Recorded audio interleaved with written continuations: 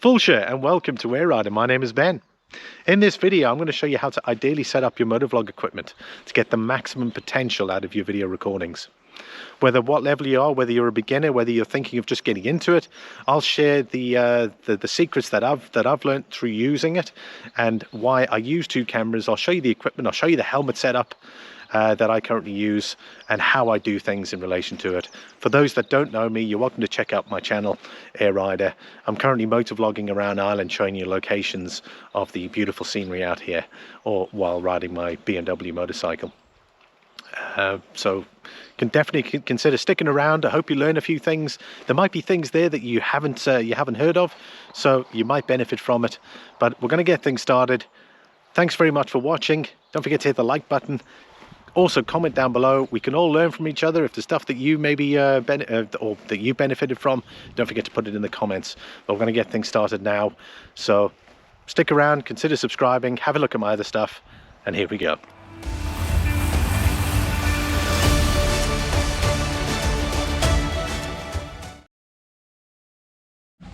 Right, we're going to start off with the bits that you're going to need for this operation. So first of all, I've got the GoPro 9 with the media mod attachment. I'll go into a bit more detail in that shortly. You're going to need one of these. This is one of the GoPro attachments. You're going to need a microphone. I've gone with something that isn't too expensive, fairly straightforward to use, and there's an attachment there for it.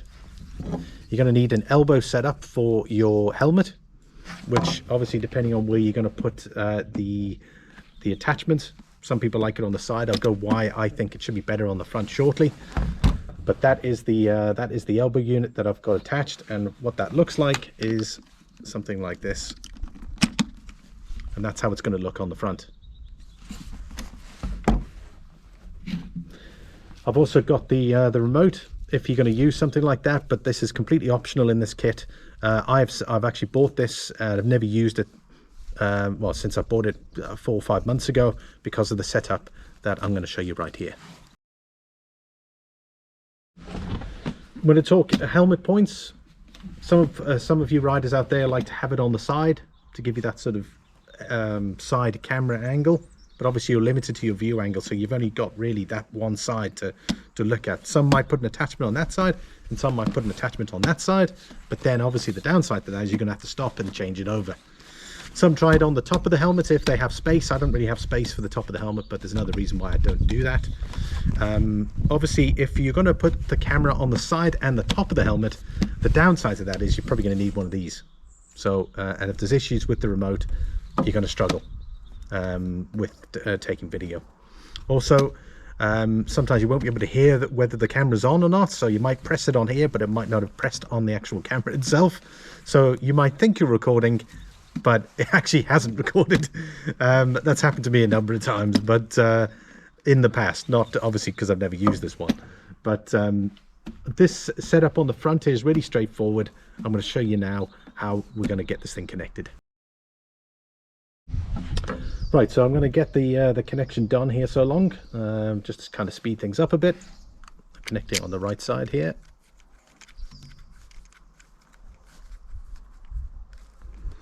Right, there's a media mod, so I'm getting the media mod connection. There's a reason why I need the media mod, is because of the microphone. The standard GoPro does not have a microphone inlet for you to use, so it's another thing why I like using the media mod. It's not, but the downside is it's not waterproof, so you got to be careful. If you're in wet weather, you can't use it at all, then you're gonna have to go for the normal GoPro. So just keep that in mind. Let's get this thing attached to the helmet. So we got it on the side here. Simply slide on, clicks into place. There we have it. Obviously you can adjust it accordingly, depending on, obviously your conventional helmet is going to look like that once you have it on your head, so you might need to maneuver it like that. Now I haven't got any other side attachments. I haven't had any issues with this at all. Obviously the GoPro 9 has great stabilization, so again you're not going to see any of that sort of wobbling effect, which is great. That's all I use. I've been using it successfully for many months. That is the way to do it. I'm going to show you next how to connect up the microphone and where it's going to clip onto the helmet, and why I have this particular setup. Right, so we have the microphone attached now. Well, what that will mean is when I put this on, what I would firmly suggest to do if you set this up, just make sure the microphone is working. Don't expect to think that it will. So currently there's what's nice about the media mod is they give you a little bar there that and I can see it's working perfectly. So I've got it attached like so. It's connected to the front here. I've got it down from the section here. I've got a little wind kind of resistor at the bottom of the helmet here, and there's just a simple clamp on that, and I'm going to attach it on like so.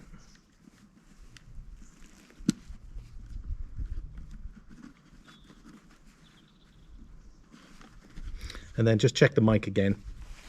Simple, nice and clean. You've got the cable. It's not running through the mask, so you can still have the visor. It's not running through the visor, so, and it's running just down here. It's nice and tight. The mic is actually further back as well, where it's currently sitting on this. Everything is working. I can see it is, and that is step number 1 done. Right, what's nice about this particular setup, like I said to you, you can reach over and you can just click away. So, you know, if I wanted to have it on, obviously you can adjust it. Currently, you know, I can just tap away like that while I'm riding. Tap, it'll turn off. Simple as. So nice, straightforward. You've got the microphone coming down here with some degree of wind dissipation along the bottom here, so it's not going to be too bad.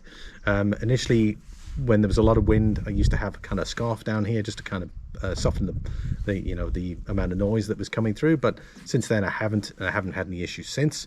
You might want to get a different microphone setup, but hey, this microphone cost me about €5. The biggest expense really are the cameras, but everything else is fairly cheap. Likewise with the attachments and the bends. Why would you have it mounted on the side? Again, I've given you the benefits for that, or what's to say why I don't think that's a particularly good idea. Some of you might get the benefit of that, and like I said, you got one clamp on this side and one clamp on that side, and you're not too fussed about it. The problem is though, you're going to need a remote in order to access, because it'll be very difficult to try and activate the camera like that. Whereas that, I can see it. You can even set up the screen slightly higher if you want for the camera, so you can actually see whether it's recording or not. Again, entirely up to you, but that is one usable way to do it. Now I've got this little attachment as well. I currently use 2 cameras. I've got one forward facing camera and one rear facing camera, and the benefit to that is that I can manipulate the video editing software afterwards, so that when I do use the rear facing camera, I can talk through the microphone and I can then cut up and splice up the video, enabling for you to get something like this. Welcome to Éire. My name is Ben. Thanks very much for joining me on this fantastic video. We're going to be heading to Ben Bulben Drive, which is going to give us a fantastic view of the mountain, or the surrounding mountains rather. And we're about 20 minutes away. We've just left Ragley Harbour. In case you haven't seen that video, I'll put a link in the top right hand corner. Be sure to check that out. But before we continue on, let's take a look at the map and see exactly where Ben Bulben Drive is. And if I want to, I can record separately with the camera on the front to record a video like this.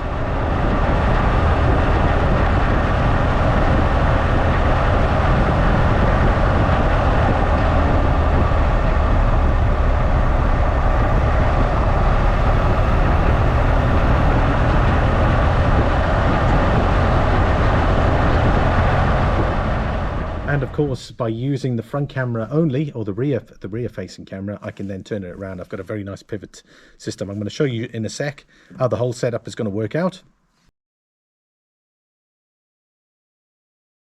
I'm going to demonstrate the actual setup on the bike so that you can see exactly what I'm talking about.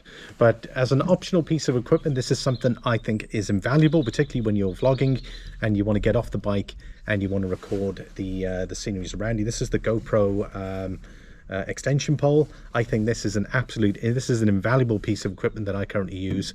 It's very kind of easy to use when you are recording, whether it's, you know, whether you're talking to the camera or away from it. You can manipulate it to kind of turn around very easily, and the grip is a rubberized grip.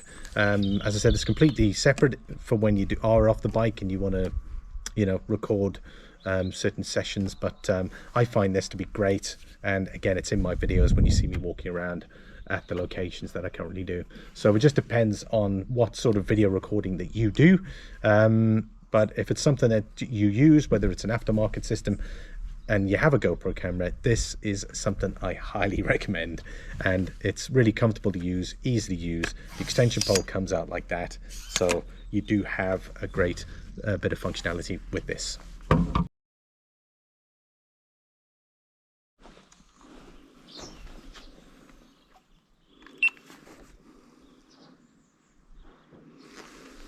Right, so I'm going to demonstrate the easy access of actually having the camera. If it's mounted on the front, again, you just simply turn off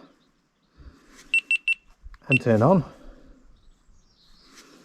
and turn off again. Really straightforward, nice and easy, and you can pretty much do that when you're on the motorcycle. Also, what's nice about having the rear-facing camera is that when I do my video to editing and I've got both cameras recording, I can then split them up and swap over the sound files. So for instance, as I'm talking to you right now, you're obviously seeing me from that side. It was the video sound file was taken from a different clip, and I was able to manipulate it into the single clip that you're watching now. And of course it enables me to connect more with the audience rather than just filming around me and talking through the microphone.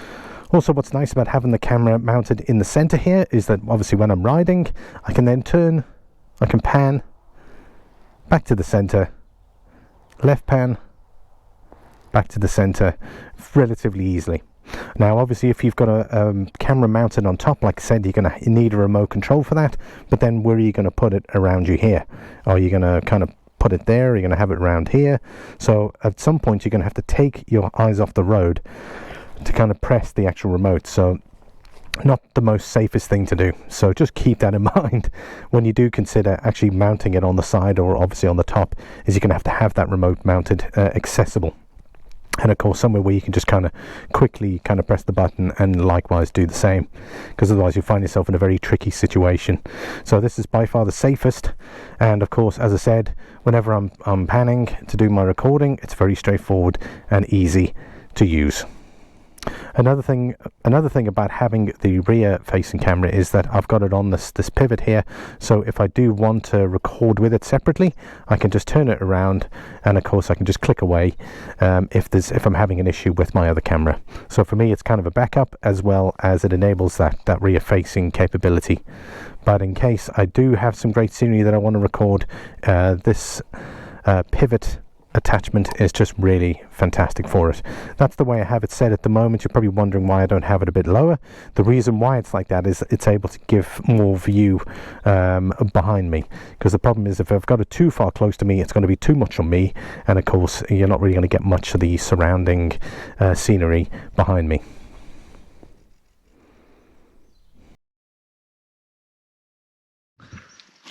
How you doing, everyone? I hope you were able to learn something from that. It was a nice sort of quick video. I didn't want to kind of drag it out too much.